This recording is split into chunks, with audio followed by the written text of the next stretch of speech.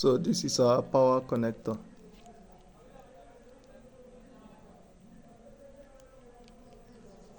We call this male, but ideally it's female. I don't have the other one with me here, but I'll still get that one for you. These are the terminals, the negative and the positive. Can you see? Negative and positive. So you connect the black cable to the negative, the red cable to the positive.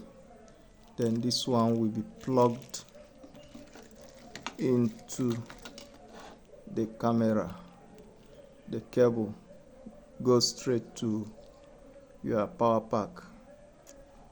I'll still show us the power pack. This is our BNC connector. This one is bad.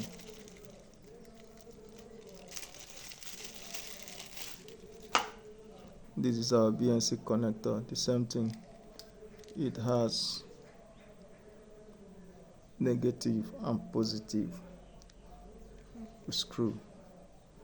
This portion connects to the camera as well as to the back of our DVR, right?